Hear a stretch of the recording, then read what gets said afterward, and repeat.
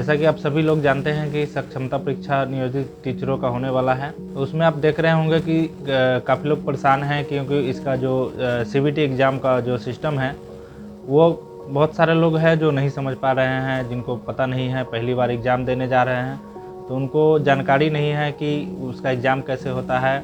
या कुछ लोग एग्ज़ाम दे भी दिए होंगे, बहुत लोगों को पता नहीं है कि कंप्यूटर से एग्ज़ाम कैसे देंगे, या उनको कंप्यूटर चलाना नहीं आता होगा। तो इन सभी पर कंट्रोल हम कैसे करेंगे? जैसे एग्ज़ाम हम देने जाएंगे तो उसमें हमारा कैसे तैयारी होना चाहिए। पेपर पे रोल नंबर, रोल कोड ये भरना होता है, तो हम पेन से आसानी से भर लेते हैं, लेकिन सिस्टम में चूँकि पहली बार जा रहा है एग्ज़ाम देने, और ये भी है कि बहुत सारे टीचर जो है कंप्यूटर चलाना जानते भी नहीं होंगे, तो उनको ये परेशानी हो सकती है कि एग्ज़ाम देने में रोल नंबर डालने में कैसे डालना है, इस सब की जानकारी नहीं होगी। तो इन सारी बातों पर हम इस वीडियो में चर्चा करेंगे। तो साथ ही साथ ये भी हम बताएंगे कि आपको एग्ज़ाम से पहले आपको तैयारी कैसे करना है, उसका प्रैक्टिस कैसे करना है, कहाँ पर किस लिंक पर जाकर हम उसका प्रैक्टिस कर पाएंगे, और बेहतर ढंग से उसको कंट्रोलिंग कैसे कर पाएंगे कंप्यूटर को। तो इन सारी बातों पर हम इस वीडियो में चर्चा करेंगे। तो अगर अभी तक आपने मेरे चैनल को सब्सक्राइब नहीं किया है तो कृपया सब्सक्राइब कर दें और बेल आइकन को ज़रूर दबा दें, ताकि इस तरह की नोटिफिकेशन आप तक सबसे पहले पहुंचे।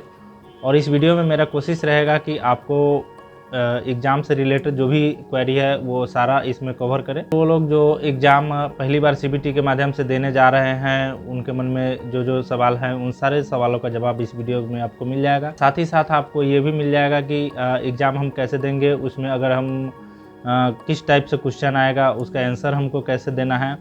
आंसर देने के बाद हो सकता है कि आप क्वेश्चन जो है आपका छूट गया हो, तो उसका जानकारी हम कैसे पता करेंगे कि मेरा कौन सा क्वेश्चन छूटा है, कितने नंबर का क्वेश्चन छूटा है। ये सारी जानकारी आपको इस वीडियो में देने जा रहे हैं, तो कृपया इस वीडियो को स्किप न करें और एंड तक देखें, ताकि आपको पूरी जानकारी समझ में आ जाए। तो चलिए वीडियो को करते हैं स्टार्ट। फ्रेंड्स, सबसे पहले आपको चले आना है BSEBSakshmta.com वेबसाइट पे। यहाँ पे आने के बाद आप देखेंगे तो फर्स्ट आपको जो डिस्प्ले है उसके सामने आप देखेंगे तो बहुत सारा लिंक साइड में लेफ़्ट साइड दिया गया है। साथ ही साथ दूसरी साइड है आपको फॉर्म भरने का लिंक दिया गया है, उसका न्यू रजिस्ट्रेशन कैंडिडेट। जैसे आप फॉर्म भरेंगे तो उसका रजिस्ट्रेशन करके फॉर्म को फिलअप कैसे करना है वो उसका भी वीडियो मैं बना चुका हूँ, तो उसका लिंक आपको डिस्क्रिप्शन में मिल जाएगा। वहाँ पर जाकर आप ये जान सकते हैं कि आपको फॉर्म फिलअप कैसे करना है।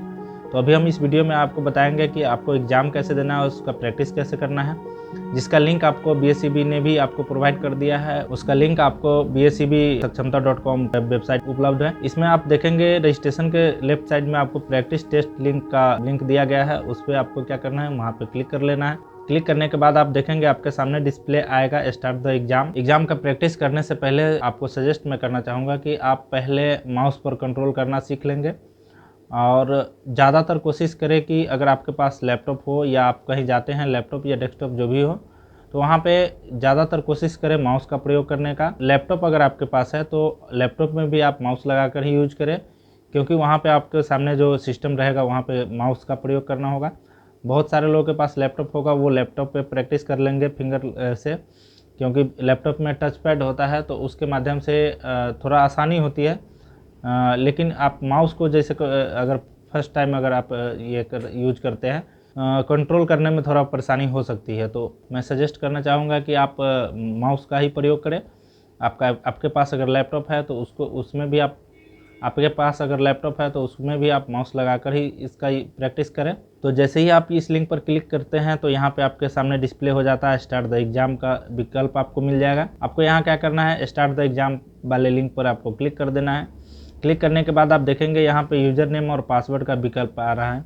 वहाँ एग्ज़ाम सेंटर पर आपको इन्विजिलेटर होगा जो आपको गाइड करेगा कि आपको यहाँ पे क्या डालना है। हो सकता है बहुत सारे एग्ज़ाम में होता है कि आपका आईडी पासवर्ड डाला हुआ आता है, आपको वहाँ कुछ भी नहीं करना होता है, केवल आपको टाइम स्टार्ट होते ही आपको सबमिट पर क्लिक करते ही आप लॉगिन हो जाते हैं।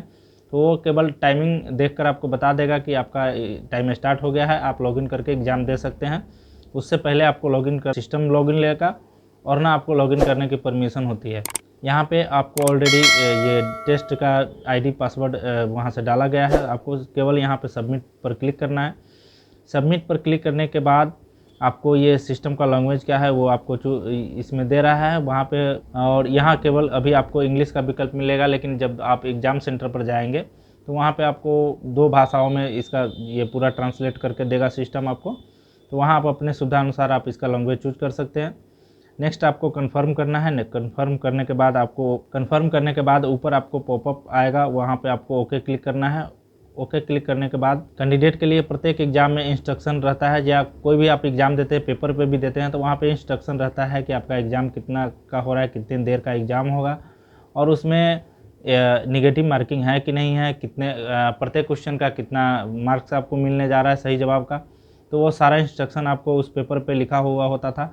ठीक उसी प्रकार आपको सिस्टम, क्योंकि CBT एग्ज़ाम है, कंप्यूटर बेस्ड एग्ज़ाम, तो इसमें आपको यहाँ पे डिस्प्ले पर ही आपको पूरा जानकारी उसकी दी जाएगी।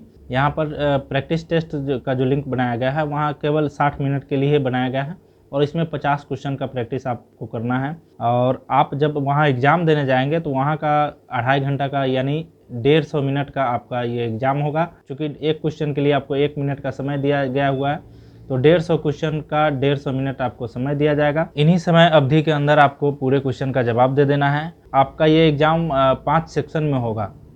जैसे आपका जितना सब्जेक्ट है वो सब्जेक्ट वाइज अलग अलग जो आपका सिलेबस देखेंगे तो उसमें आपको पता चल जाएगा। तो ठीक सिलेबस के हिसाब से ही आपका ये 5 सेक्शन बनाया गया है। और 5 सेक्शन में जैसे लैंग्वेज हो गया, सब्जेक्ट में आपका मैथ हो गया, साइंस हो गया, SST हो गया, तो इन सारे का अलग अलग सेक्शन बनाया गया है। उस हिसाब से आपका सेक्शन वाइज आपका ये एग्ज़ाम होगा, और प्रत्येक का समय सीमित रहेगा। वहाँ पे आप जैसे ही एक सेक्शन आप पास करते हैं, सबमिट करते हैं, फिर सेकंड सेक्शन आपका स्टार्ट होगा, सेकंड सेक्शन सबमिट करते हैं, फिर थर्ड सेक्शन, इस टाइप से आपका 5 सेक्शन में एग्ज़ाम होगा। एग्ज़ाम होने के बाद आप ये ध्यान रखें कि इसमें आपको निगेटिव मार्किंग नहीं है, तो जो भी क्वेश्चन आपके बच जाते हैं वो आप टिक कर सकते हैं। वो सही भी हो सकता है, गलत भी हो सकता है, क्योंकि अंदाज लगाकर भी बहुत सारे लोग जो है एग्ज़ाम पास कर जाते हैं। तो इस तरह से आप अंदाज गेसिंग करके आप जो है उसमें टिक लगा सकते हैं। एक भी क्वेश्चन नहीं छोड़ेंगे तो कोई दिक्कत नहीं है। आपका सारा क्वेश्चन का टिक मारने पर अगर हो, इसमें चूँकि निगेटिव मार्किंग है नहीं, तो आपका नंबर नहीं कटेगा। तो इसका डर तो पहले से जिन लोगों को है वो ख़त्म कर ले कि आपको निगेटिव मार्किंग इसमें नहीं है। आप बिना डरे, बिना घबराए आप एग्ज़ाम आसानी से दे सकते हैं। तो सबसे पहले केयरफुली आप इसका इंस्ट्रक्शन पढ़ लेंगे।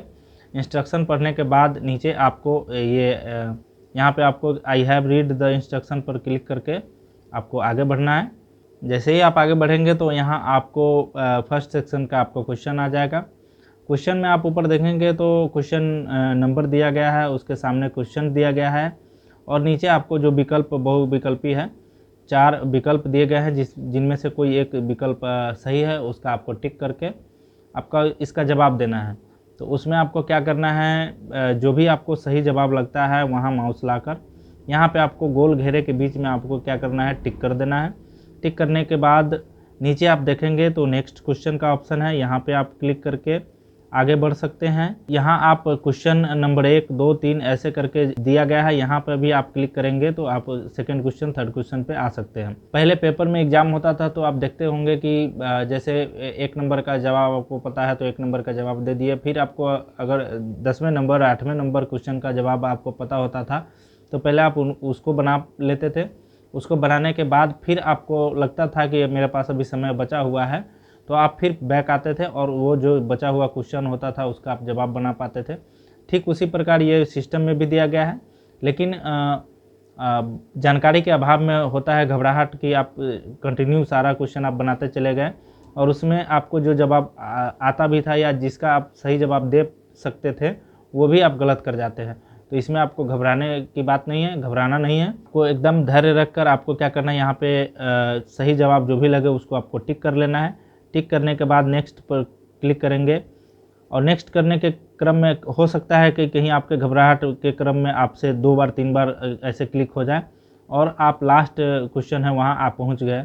फिर आपको अगर बैक होना है तो इसमें आपको क्या करना है, प्रीवियस वाले क्वेश्चन पे आप क्लिक करेंगे। यहाँ से भी हो सकते हैं या हो सकता है आप 1 नंबर क्वेश्चन से सीधे आप 50वें, 20वें, 30वें या मतलब बहुत आगे आ चुके हैं तो ऐसे प्रीवियस करते करते आपके पास हो सकता है समय ज़्यादा लग जाए।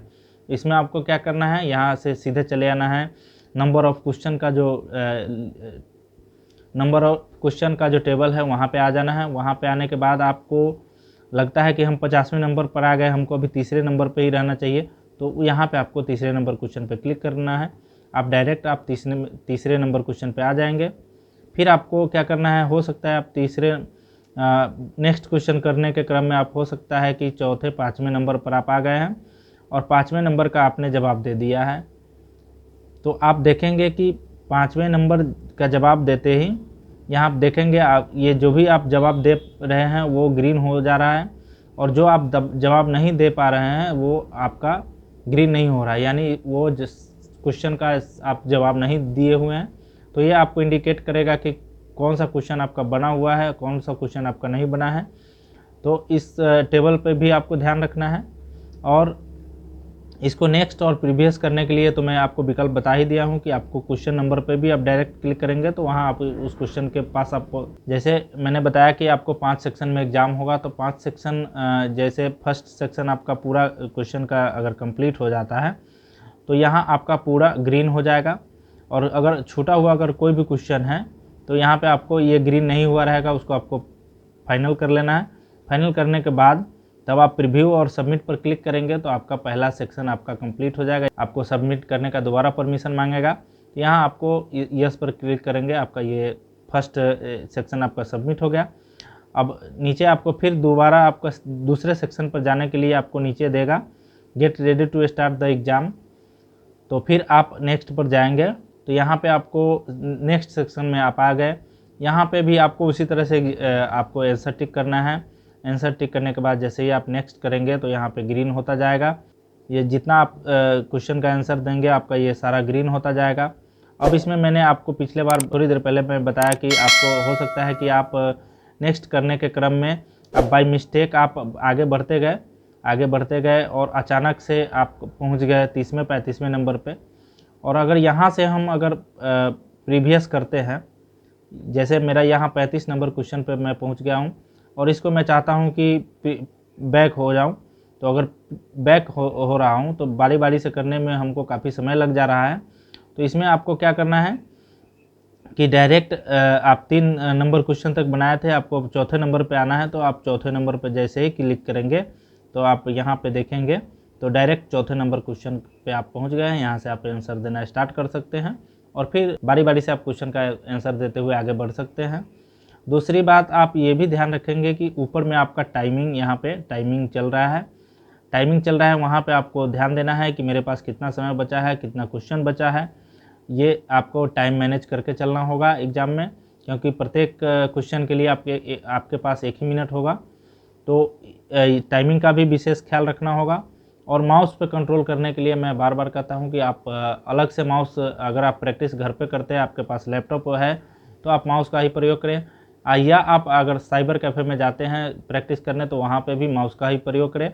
लैपटॉप होने के बावजूद भी आप माउस का प्रयोग करें, क्योंकि एग्ज़ाम सेंटर पे कहीं भी आप जाएंगे तो माउस का ही उपयोग होता है। तो फ्रेंड्स, आपको एग्ज़ाम में इन बातों का विशेष ख्याल रखना होगा और साथ ही साथ टाइमिंग का भी विशेष ख्याल रखना होगा। फुली कॉन्फिडेंस के साथ आप आगे एग्ज़ाम दे सकते हैं। आपके पास अगर थोड़ा भी कन्फ्यूजन रहेगा, हो सकता है कि आपके पास कन्फ्यूजन रहे कि नेगेटिव मार्किंग होगा, तो उसके वजह से भी आप क्वेश्चन छोड़ दें। तो इन सारी बातों को ध्यान में रखते हुए आप अच्छे से एग्ज़ाम दें।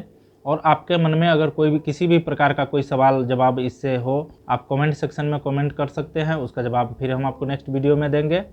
अगर आपको ये वीडियो अच्छा लगा हो तो कृपया मेरे वीडियो को शेयर कर दें और मेरे चैनल को सब्सक्राइब करना ना भूलें। और आप लोग की मदद के लिए ही ये वीडियो बनाते हैं, तो अगर आपको अच्छा लगा हो तो कृपया मेरे वीडियो को शेयर कर दें। और अभी तक आपने मेरे चैनल को सब्सक्राइब नहीं किया तो कृपया सब्सक्राइब कर दें और बेल आइकन को जरूर दबा दें। चलिए मिलते हैं नेक्स्ट टॉपिक के नेक्स्ट वीडियो के साथ, तब तक के लिए नमस्कार, जय हिंद।